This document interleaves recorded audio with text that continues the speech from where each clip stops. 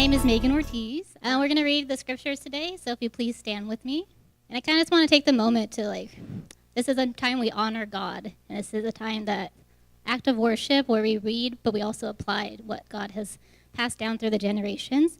And I just hope that we pass this continuously on to the next generation as well. All right, so Judges 4, we'll do 1 through 10, and then 16 through 24.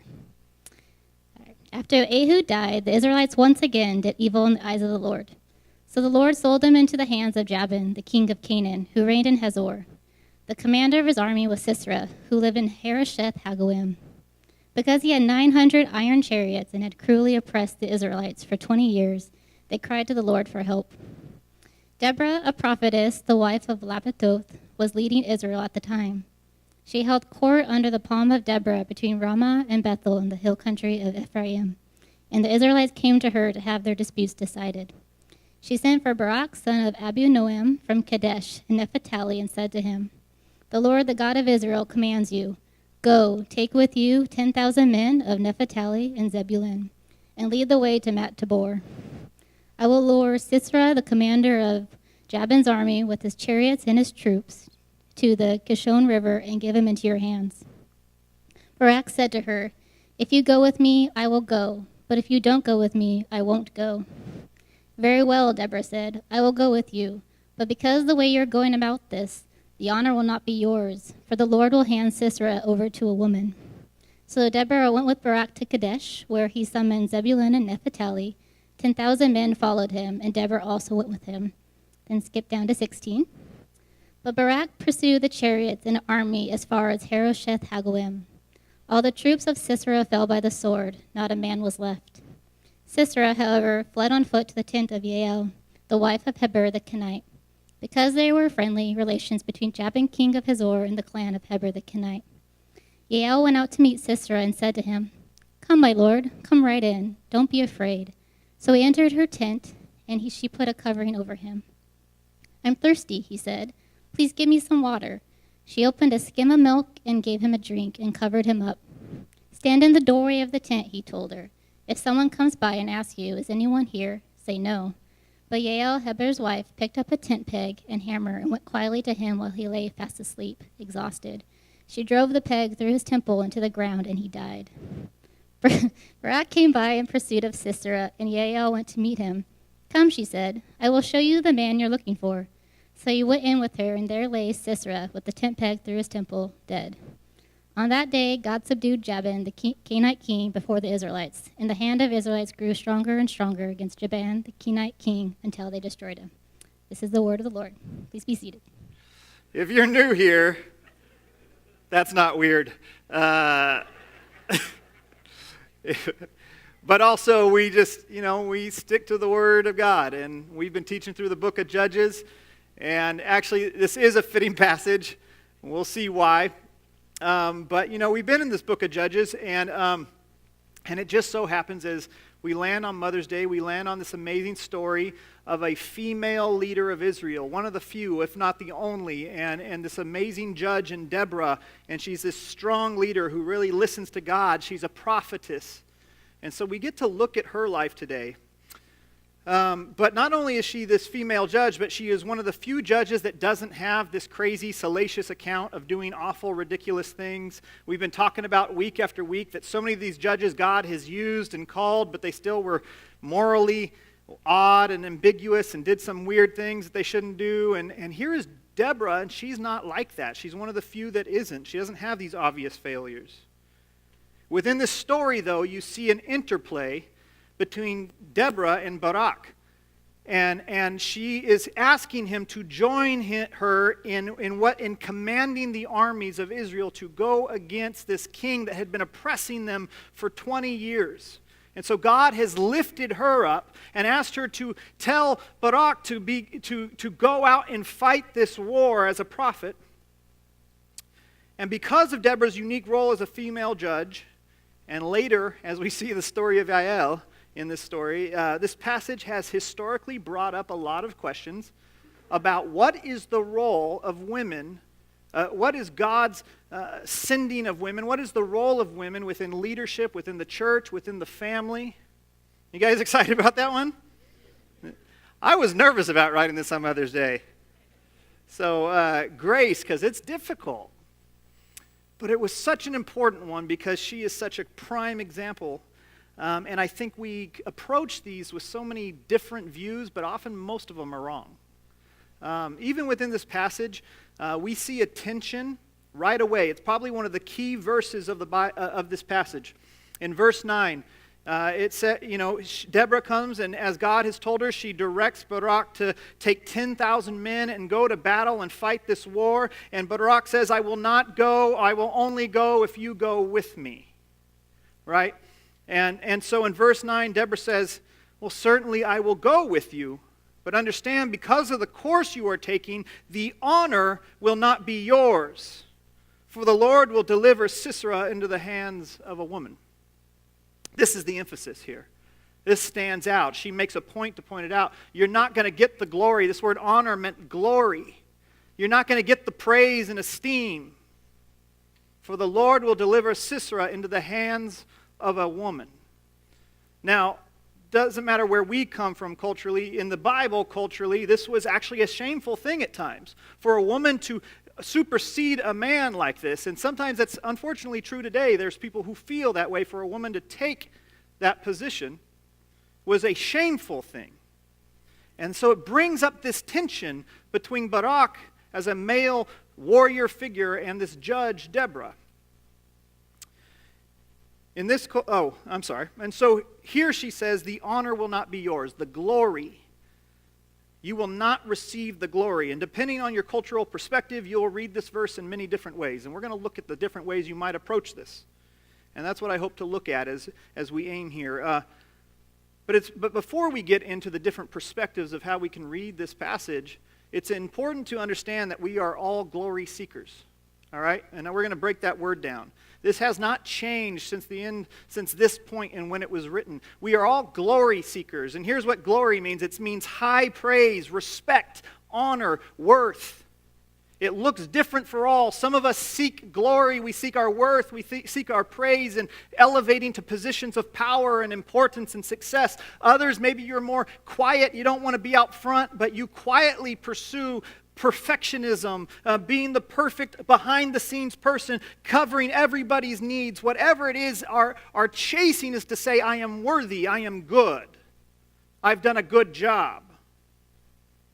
Isaiah 43 tells us, though, that we were made for glory. We were made to glory. We were made to seek it. And yet today I'm talking about delivering us from seeking glory. We were made to seek it, but it doesn't say for our own glory. We were made to seek the glory of God. We are made to seek God being elevated in our lives by others. Glory seeking means this, to break it down.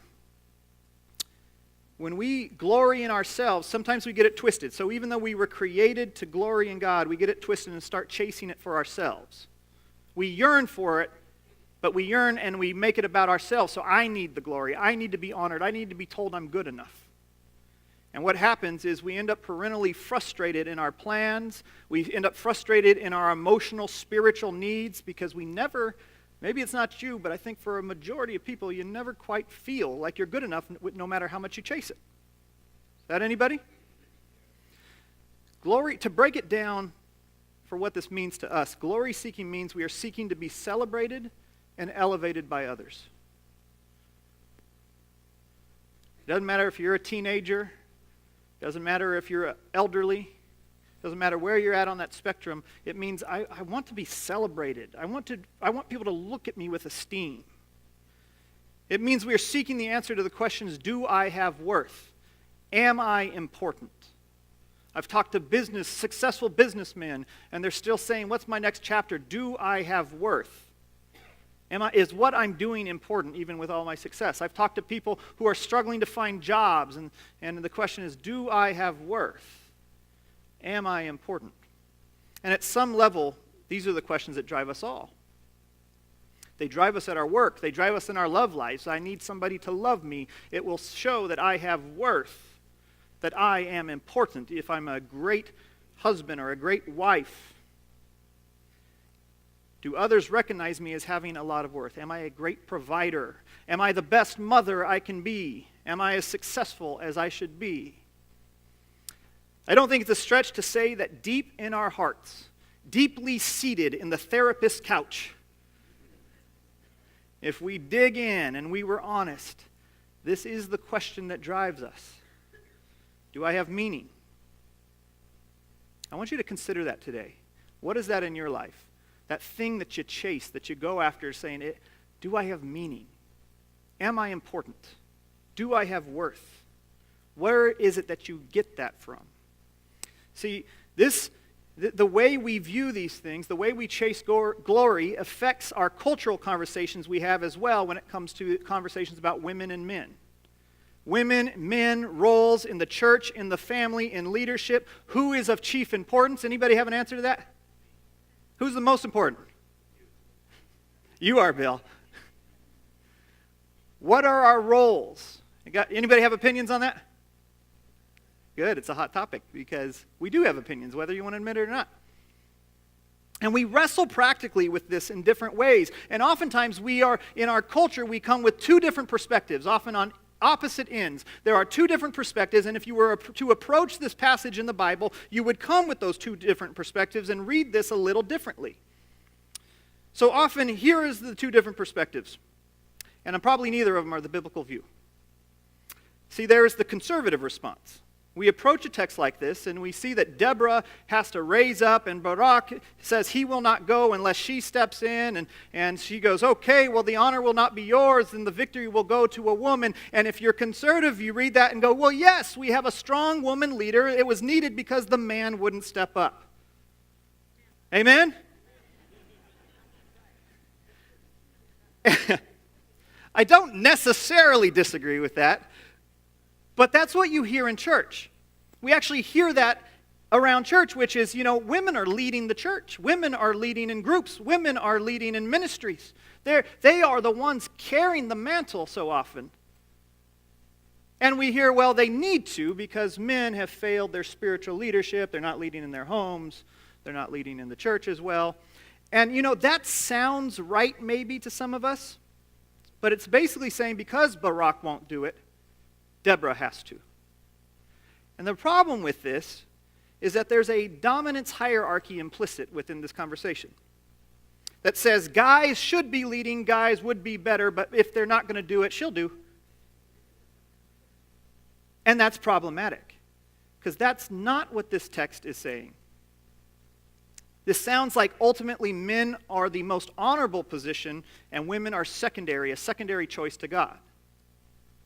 And we have these hierarchies which we ascribe worth simply by saying, well, this person's on top. And if you're here and you're living up to that, then you have worth. And if you're in your right role, then you have worth. And this is one of the major ways we seek to glory in ourselves. We seek it through domination. We seek glory through domination. We seek to obtain and maintain our worth by saying, I am in the prominent group. I am on top. I am in power. There are those who are good, and then those I think are bad. I am on top. I am in power. There are those who are stronger and those who are weaker. I am on top. I am in power. There are those who are richer and those who are poor. If I am richer, I feel like I can glory in that, right? There are those who are lighter and those who are darker. There are those who are righter and those who are lefter. I'll let you sit with that one. And in this case, it's those who are male and those who are female. And there's this dominance, and that is implicit in the way we say, if men won't do it, I guess women will have to. As if they're secondary to God. And what happens is our sense of worth or importance is intrinsically tied to my maintenance of my position in hierarchy. How do I stay on top? How do I stay powerful? How do I fulfill my role perfectly? Am I leading? Am I successful? Am I worth something? And even when females ascribe to this view, or when women ascribe to this view, they're still accepting a position in this hierarchy. Their worth is still maintained by a sense of, am I fulfilling my duties? Am I subservient enough? Am I being too strong-willed? I don't want to be too strong-willed. Anybody ever been there? If you're too strong-willed, you get called names. But here's the thing. Deborah, if you read this text, Deborah is not a secondary option. She is a phenomenal God-listening leader. She is not a secondary option to God. She is one of the few judges who doesn't have these great moral failures and these egotistical issues. Read the book. Most of the judges are screwing up in multiple ways. Here is Deborah, and she doesn't do that. She listens to God and is obedient to God, and God called her, not because Barak wouldn't respond. She was not a secondary option. She's renowned for her wisdom. She's got prophetic guidance. But then there's the other side of this. There's the liberal view. And the liberal view responds the other way. It swings the pendulum. It reads a text like this, where it says, I will go with you, or I won't go unless you go with me. And Deborah is like, fine, I got to go with you because you're so weak, you know. And you can read it that way. But, you know, the glory, the honor is not going to be yours. It's going to be a woman's, and there's some shame in that. And so the liberal view reads this statement, and it says this, see, there is no difference here. She can do anything Barak can do. In fact, she does it even better because the men were so prone to idols and egos and women that they would all fall apart. She's probably better. She can do anything. There is no role for them. And this is another way in which we respond culturally to the tension. We seek out our own elevation. We seek out our own glory through the depreciation of differences. We begin to say there is no difference. Everybody can do anything. And that sounds really good. I'm a bleeding heart. That sounds really good to me. But that also denies, if you really listen to what we're saying, it denies that maybe I was crafted for a specific purpose by God. Maybe I wasn't formed as a generic cog that could just do anything anybody can do, but there is a special role for me as a person. And so what happens is we see these hierarchies and we see these differences and these delineations, and we say, well, they're all social constructs that were created to oppress people. And the reality is they have been used to oppress people, but that's not what they were created for. And we're assuming they were created by us. But the irony is that in an attempt to address abuses, we depreciate the unique and important differences that were orchestrated by God. The unique abilities and roles that God has for people to carry out his mission. So now what happens is, depending on whatever side you're on, whatever one made you most comfortable or uncomfortable, you're on the other side. Okay? And here's the irony, is that in an attempt to address these abuses, we depreciate the unique and important differences God has made for us to serve him and reflect him. And now there's this pressure on every side saying, you're not doing enough, you need to fulfill more, and you're doing too much, you need to fulfill your role and subjugate yourself here. And now you got pressure on both sides. And when we look at the text, what do we see? We see two things. Deborah, as we said, is not a secondary choice, and yet she doesn't fulfill a role interchangeably. And here's what I mean. A judge was usually a warrior as well. So they would sit there and they would not only lead in wisdom and settle disputes, but they also would be leading the fight in battles. And what does Deborah do? She's got this wisdom. She's got a tree named after her, you know?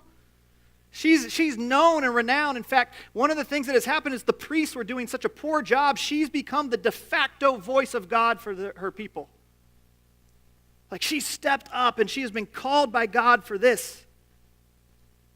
And yet she calls Barak and says, I need you, God has commanded you to go fight this war. So she's the voice and the wisdom and the guidance. And he's got to go to war and lead in the militant way. See, there is a specific giftedness that is not a secondary choice to men. It's not a lesser gifting, and yet it does not disregard unique differences. It doesn't disregard unique roles. It actually elevates both. Deborah was a different sort of person. She led from wisdom. She had incredible character instead of just sheer might. Next week you'll hear about Samson. He's an idiot and yet he's strong. Cool. You know? God will use him too. And here we have this one female judge, and she's like the most obedient to hearing and speaking the words of God. God uses women and men to overcome in victory. That's one of the things we see in this. Now, one of the things I was concerned about as I wrote this and as I worked through this story is that this is going to be just a philosophical discussion and it's going to have no meaning to you. So you might ask, why does any of this matter to me? And that is an important question. And here's what I can tell you. One reason this matters. Because I've watched this tension that I'm talking about. If it's just like a tension in our heads philosophically, maybe you're not thinking about how it applies to your life. But I have watched this not only in the lives of so many women and amazing leaders and women that I'm surrounded by, but specifically in my wife. There are these tensions, these cultural perspectives, and they are placed on every one of us. I don't believe either of them to be biblical, and yet they are placed so heavily on us that we do operate within these tensions all the time, and they place an incredible amount of burden. So here's the example that I thought of as I was working through this. Why does this matter? I'll tell you about my wife. Happy Mother's Day. No jokes. That was my gift to her. So my wife has this great story and of her past and things she's gone through, and she has felt like God has called her to take her struggle and her trauma to go help youth and young people in schools, and that is her ministry. But because she does ministry, she also has always made, well, she does it in schools for the government, she always makes more money than I do. And some people have issue with that. But here's what I'll tell you about her. She has worked, she's a mom, she's an amazing wife, and she works full time, and because of her work, because she has made more money, it has allowed me to take incredible risks in my faith and in what God has called me to in running a nonprofit and making very little money to do the ministry God said, I want you to go do this. Without her, I could not have done it, and I wouldn't be here. Amen? You can give her a hand.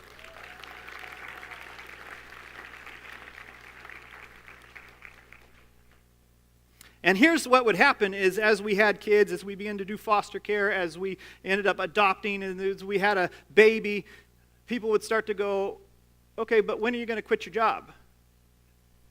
When are you going to stay at home? You know, first 5 years, you're really going to jack them up if you don't get home. And she felt that pressure of going, man, I feel guilty.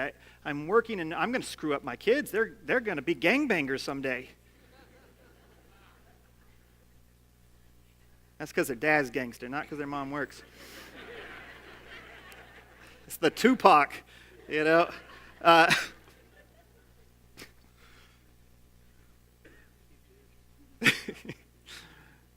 So she feels this pressure. There's the conservative view, which is, yeah, it's great that you can do that, but, you know, you got to fulfill your role. And so she felt that burden. And then on the other side, there's a whole nother view that has come on where my wife is working and she's got her master's and she's been incredibly successful, and yet people go, are you going to rise to the top of your field though? Are you doing anything are you going to go get your doctorate? You know, you can do anything anybody else can do, so you can lean in, you can do it all. Just lean in, go do more. If you can be at the top of your profession, you can do it all. And you know what happens as I watch her over these years is she never feels good at anything. Because the reality is she can't rise to the top or else she's not with us all the time. It would require an immense amount of time in which we aren't together. And she can't be at home as much as she would like to. And so there's always this tension, and on both sides at all times they're saying, hey, you should work harder and do more, or you should do less and go over here and invest more. And either way, she's failing in her feelings. She never feels good enough. Now, I know that's probably just my wife, right? No. As I talk to people, I mean, this is true for men. We often feel like we're not a good enough provider, but man, I will say, I think the burden is heavier on women. Like, it's a good thing that I take care of my kids, but it's like, good job, Dad, you showed up today on one day a week. You know, like, but for women, it's like, are you going to be the perfect homemaker? Are you going to be the perfect mom? Are you going to work? And then even if you're a stay-at-home mom, which is great, if you can do that, great, but you feel the burden of there's financial pressures that are crushing us sometimes, and maybe I should help. Maybe I should be more involved there. And what happens is you never actually feel like you're doing anything that well. And that's what I've watched in my wife. So why does this matter? Because we are all chasing glory. We are all saying, I just want to be told that I am good, that I am celebrated, that I just want to be elevated.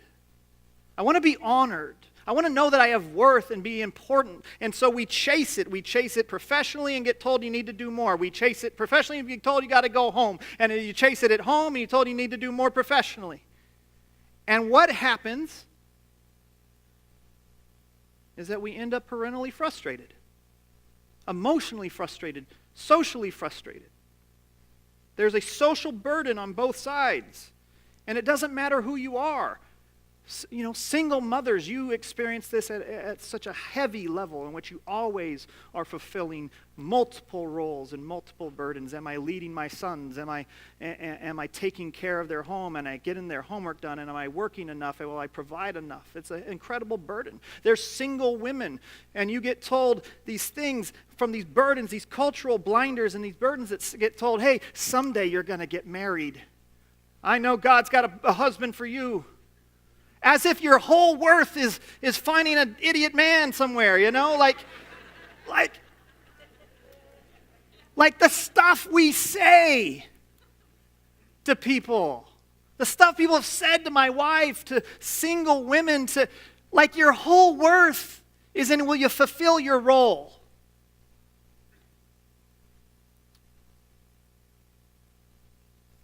And the wild thing about this is that whether you take a conservative perspective or a liberal perspective, unfortunately, the pressure just builds because they both get it wrong. We are all seeking to find the role that confirms we are doing well, that we're important, and yet we feel like we're failing most of the time. I feel like I'm not the greatest provider I could be in worldly terms. Michelle can't keep up the housework, the homework, the professional work at a level she feels is great. So she doesn't feel great at it. And I am willing to bet that that is the majority of women and men here. Because when it comes down to it, we are all desiring glory. We all want to be appreciated, filled with worth, and to be celebrated. And yet the more we seek our own glory, the more we end up frustrated. The more we seek our own glory, our own elevation, our own celebration, our own perfection, the more we feel frustrated. So I'm going to give you an example from the text. Barak was not a bad dude.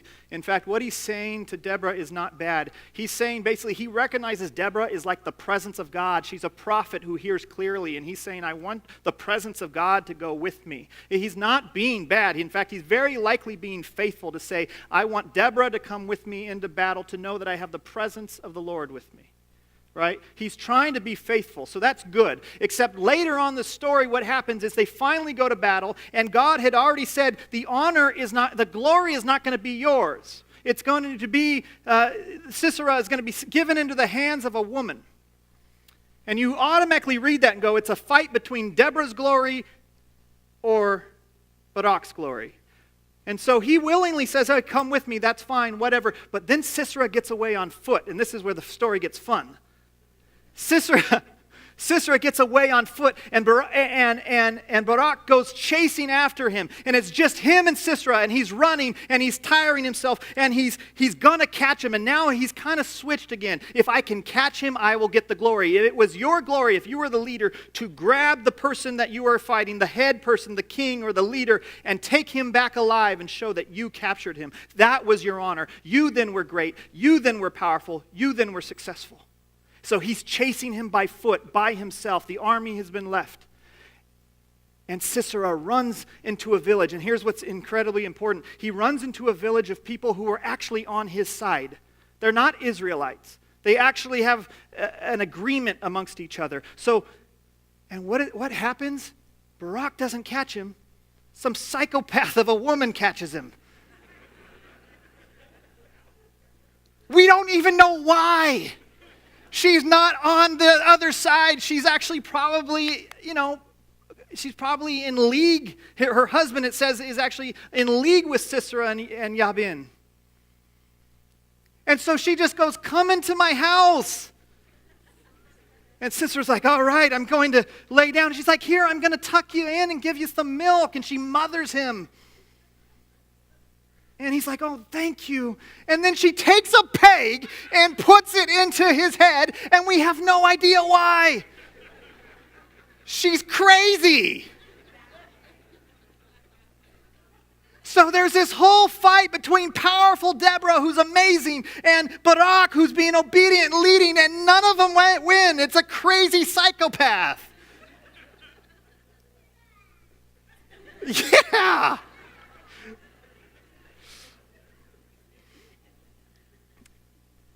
And she's like excited. This tells you how crazy she is. She's like excited. She comes out and she finds Barak and she's like, come in, come see. And it's like a cat when it brings the guts from what it caught and lays it at your door. See what I did?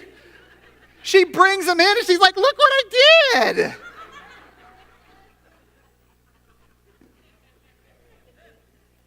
She's nutty.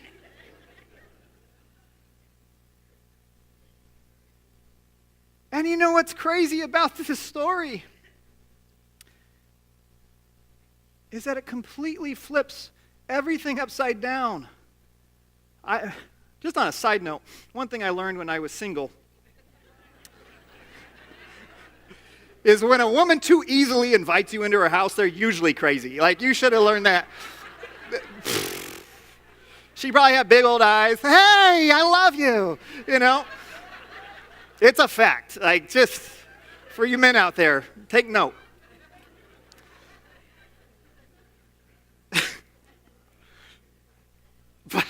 But why is this in here? Because the conversation, the cultural values, the things you expect are completely flipped upside down.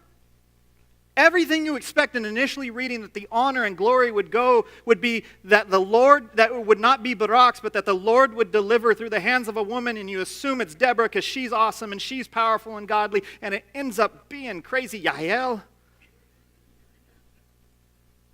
And it upends the cultural conversation. One Bible scholar put it this way: Barak is not only running after Sisera, he is running after glory. The final scene bursts his egotistical balloon. In Barak's eyes, Yael had triumphed in the masculine role, and in so doing, she had shamed him and robbed him of the glory of victory. See, we are all like Barak. We tire ourselves out trying to fulfill our roles with might and power until we finally get to that thing that if I could just get it, if I could just capture it, then I will have worth. If I could just fulfill my duties, then I will be important. And then somebody else who has no business doing anything gets the credit. Or somebody else does it better than us. Or somebody else takes it from us. Somebody who maybe they don't deserve it. And we chase, and you know what it tells us is we continually chase our own glory, and what are we left with like Barak? We're left eternally, perennially frustrated. We're just constantly frustrated. I was right there, and that psychopath got the credit.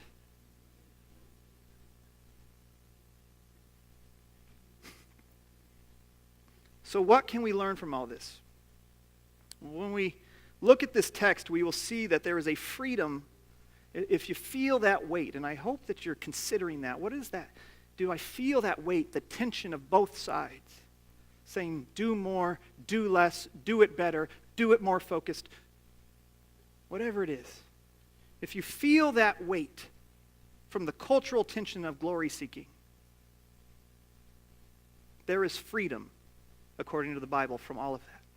There needs to be freedom and a lifting of that burden. For starters, we can discard the idea that women have to fulfill the spiritual leadership in a family and church only because men don't. Those things are not contingent upon each other.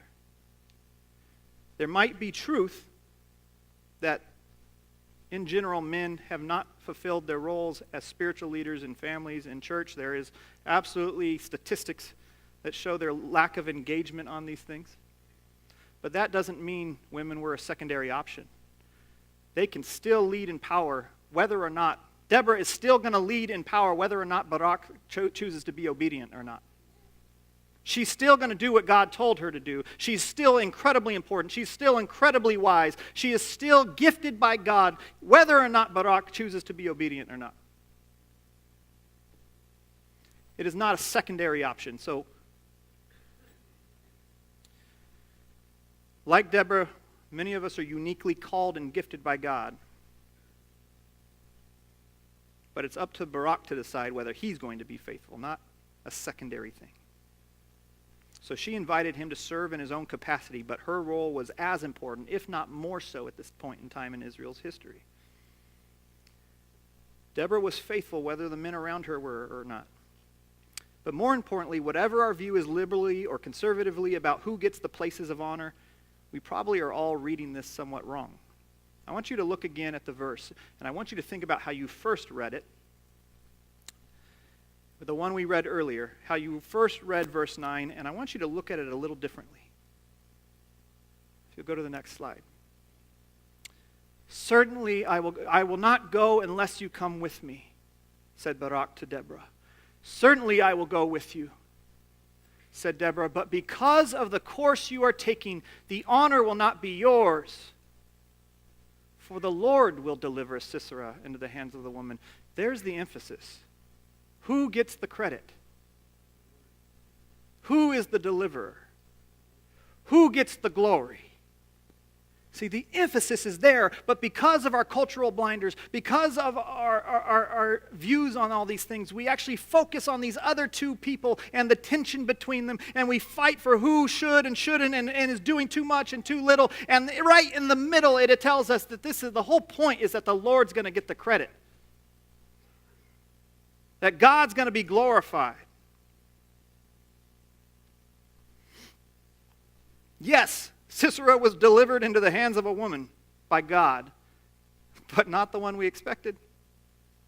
Not the powerful, leading Deborah, but the crazy, tent-dwelling Yael.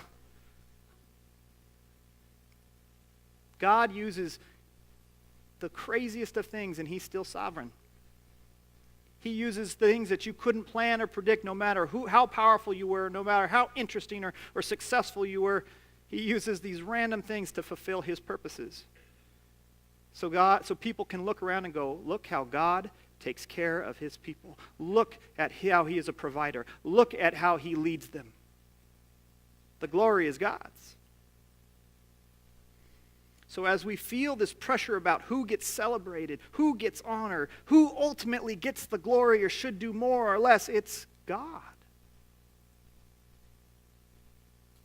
And if we weren't so consumed by our own cultural burdens and our blinders and our need for chasing our own worth and importance, we might have seen this throughout the whole text if you read it with us this morning. Look closely at how many times it says this and tell me if you saw this clearly.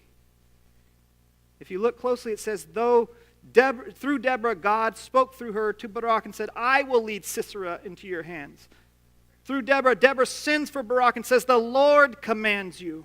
Deborah said to Barak, the honor will not be yours, for the Lord will deliver. In verse 14, the Lord has given Sisera into your hands. The Lord routed Sisera. In verse 23, on that day, God subdued Yabin. Over and over again, who gets the credit as we fight about these stupid things? So how do we overcome the immense burden we carry to either dominate and keep on trying to elevate ourselves in position?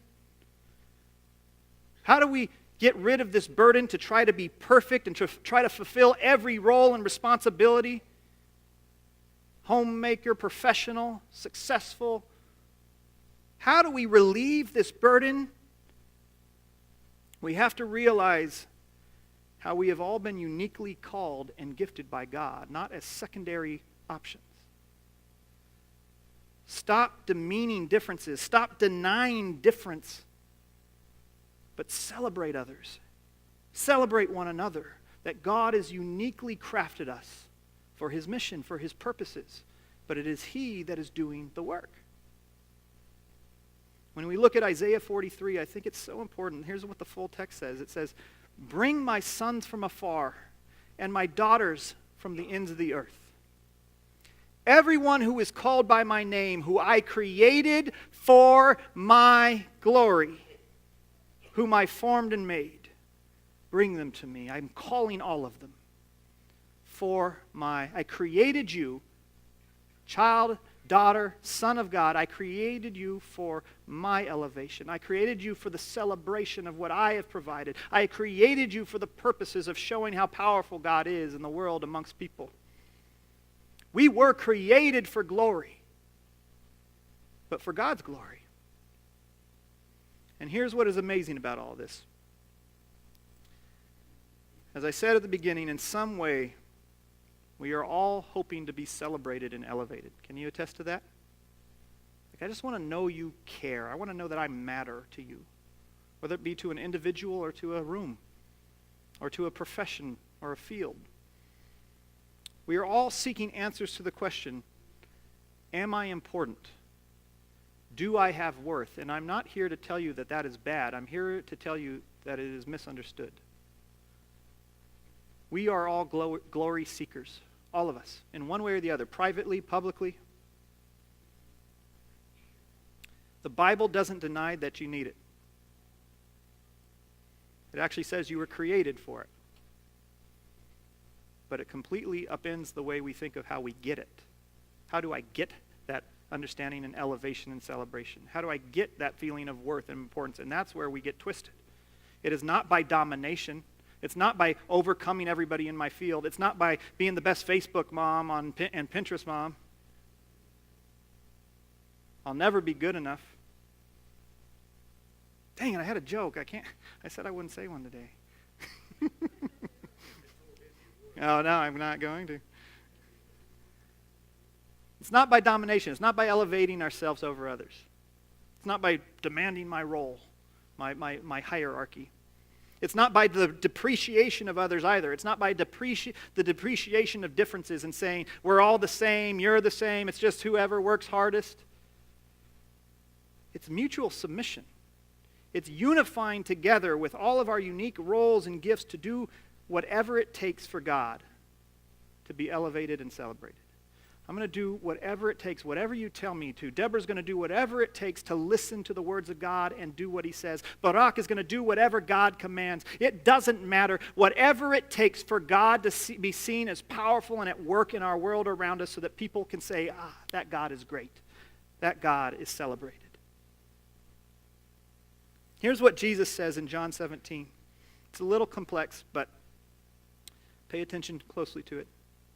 He's praying to God, and he's talking about his disciples, and he says, I have given them the glory that you have gave me. Whose glory is it then? I have given them the glory that you have given me, that they may be one as we are one. I in them, and you in me, so that they may be brought to complete unity. God is a rapper.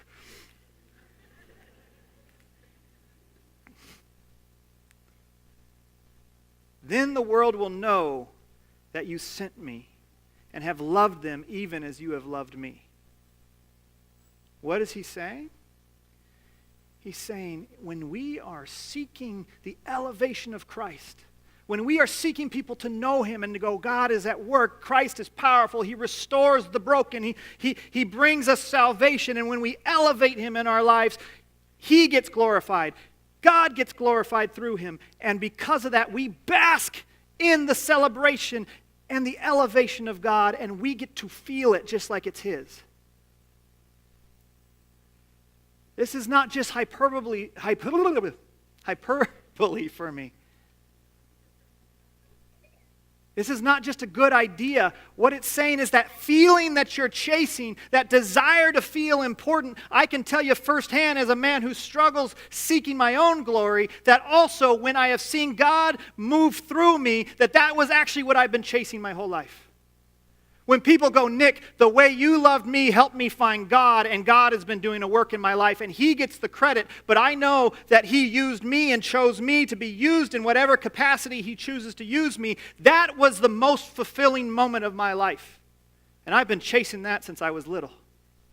But I chased it in everything else that would say, I'm important, I'm good. And I never got it.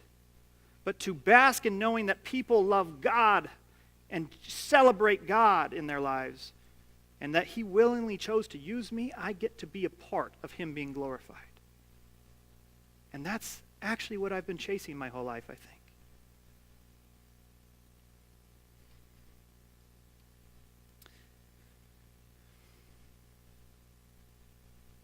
When we are seeking God's glory, we are seeking to see God celebrated and elevated around us through our lives. He gets the glory, just as he did with Deborah and Barak. That's what this story is you got two people, for the most part, being incredibly faithful, incredibly wise, bending their ears to God and saying, whatever you need, whatever it takes. And they're seeking his glory, and it says it throughout the whole thing, God gets the credit. And that's when our search for worth is fulfilled. So the question isn't, am I the greatest provider for my family? But by my life lived out for God, do others see the way that God is my family's provider? Did you hear that? The question isn't, am I the perfect mother? You're not. You can't be. There's always more needs to do. The bigger question of my life is, do I help others experience God as the perfect Father? Do I help others see his... even in the Bible it tells us that God takes people under his wing like a mother hen. It ascribes not only power within God and masculine qualities of God, but it actually ascribes mothering of God throughout the Bible. That he protects and he shields like an eagle and a mother hen. I don't have to be the perfect mother. I have to live a life that people see God through me that goes, man, God is good. Thank you for being a part of that in my life. See, when we seek God's glory, that's when we are celebrated and elevated by God. That's when he looks down and he goes, I love you, son. I love you, daughter. You have elevated me and celebrated me, and I honor you in return. But it's not ours. It's not my glory. It's God's glory, and I get to just bask in it. I get to be in it. It's his, passed down through Christ.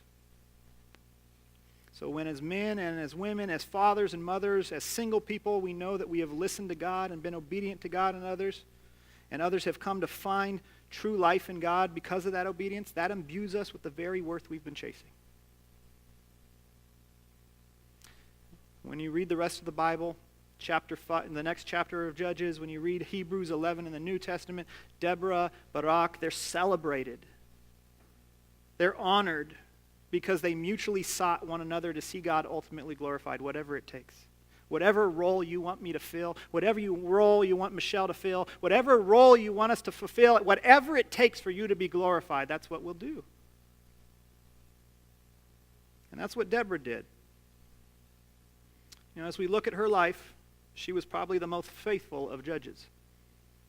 She had wisdom to listen. She was obedient to God. She sought the honor and glory of God. And that's what makes her honorable and one to be celebrated. Let us look around and ask not, am I doing enough to feel like I'm worthy? But instead, is my life helping others celebrate and elevate God in others' lives? That is where you will find and where we will find and finally be able to rest from glory seeking. That is where we will finally be able to rest from the crazy burdens of, are you enough? Are you doing enough? Are you doing little enough? Are you focused at home? Are you focused We can finally throw that off and say, the one question I have to ask is God being elevated and celebrated by my obedience to listening to him, to following him, to seeking him. I'll tell you what, people don't come and say, man, you guys have brought me so much restoration and hope in my faith and in my life because your house is so tidy.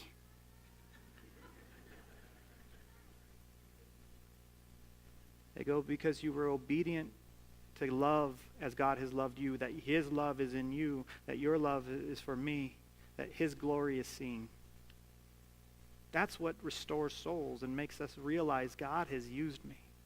And that's something we can celebrate and honor. Amen? You guys stand with me as I close.